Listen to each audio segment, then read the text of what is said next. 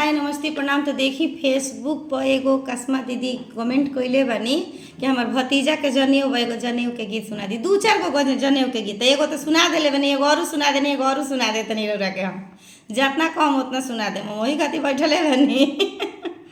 चिठिया जे लिखेले बरुआ के पापा देवे के फुआ के हाथे, देवे के फुआ के हाथे, बहिनी मोरा घरवा बेटा के जनेवा होला जनेउआ देखे आई जइहला परवारो के आई जइहा।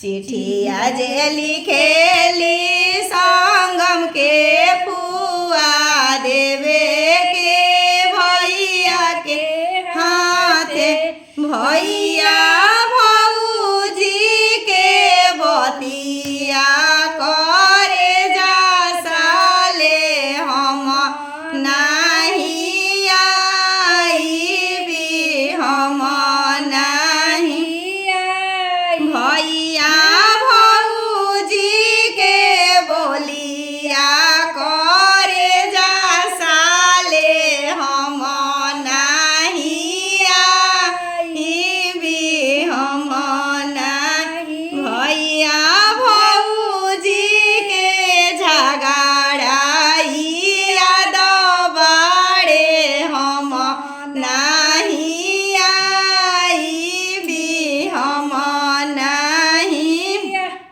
चिठिया जे लिखेले संगम बरुआ देवे के फुआ के हाथे, देवे के फुआ के हाथे, फुआ मम्मी के झगड़वा भोर डाल जनेउआ देखे आई जाऊँ, जनेउआ देखे आई जाऊँ।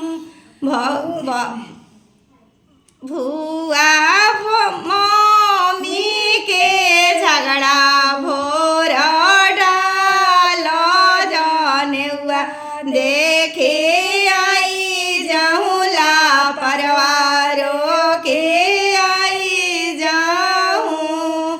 फुआ तोहरा बिन शोभे नाया गनावाला परवारों के आई। फुआ तोहरा बिना शोभे नाया गनावा, फूफा के बिनु दुआरावा, फूफा के बिनु दुआरा, फूफा के इज्जत समार जनेउआ देखे आई जा जनेउआ।